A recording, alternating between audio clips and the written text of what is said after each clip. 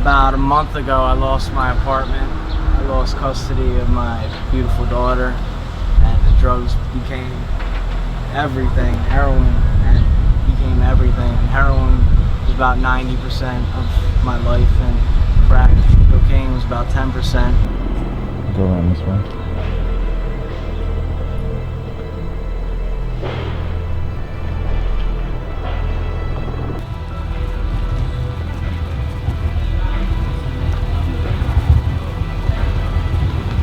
Roam around at night and they sleep during the day.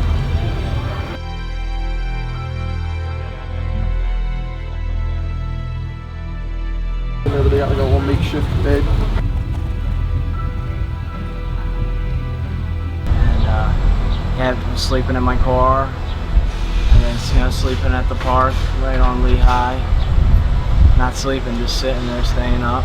Any younger people that started like I did, or just picking up the hardest drug possible and doing heroin right away, that it is a dead-end road and you will lose everything. I've been in and out of foster care and homeless shelters since the age of 12 going on 13. So I've been kind of all over the place.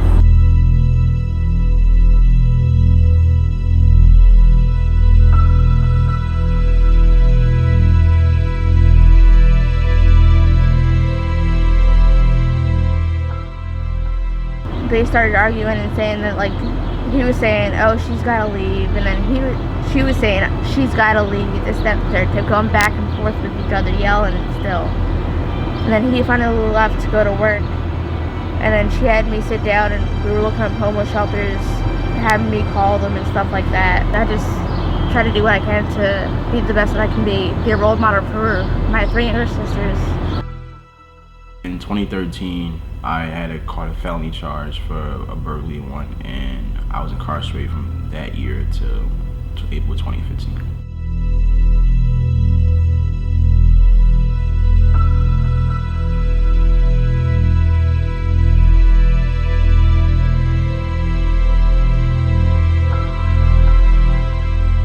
I ended up sleeping, and my dad lives in an apartment complex in like Marshall and Barclay Square. I ended up sleeping in front of the apartment complex door.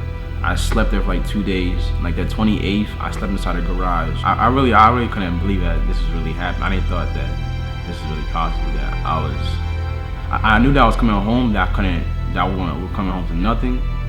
But I didn't know that I was really coming home to be living in a situation like that. But as I realized, I'm like, wow. Then this is how you know that you really messed your life up by just doing one thing. That look where you are now. You were in a house sleeping, but now you're outside, sleeping outside of the door. Nothing to cover you with, and it's cold outside. You can't, and the white is here to help. You're letting help. Well, originally my mom lost her house, and she had somewhere to go, but I didn't. And so when I first came here, I was actually staying with a stranger that I did not know. I didn't have anywhere else to go.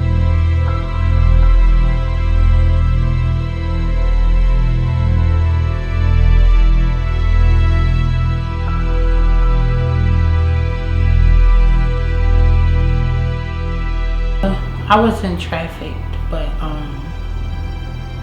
you know, he just wanted certain things, like he wanted some sexual pleasure and things like that. It was kind of an agreement, but it didn't last very long. People can be very, how can I put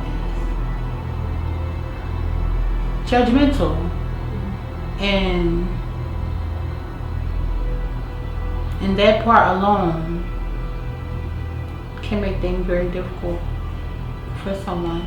I mean, everybody's entitled to have their own opinion, but you shouldn't try and get in the way of someone trying to prosper in life. So I basically got lucky because I never had to really sleep outside or anything, but I know people that had to, and it's very tough. Winter break, I've stayed here.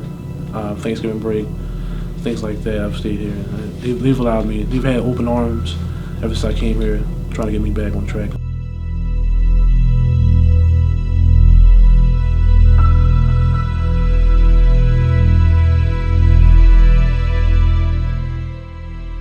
Yeah, I remember my last semester was in May.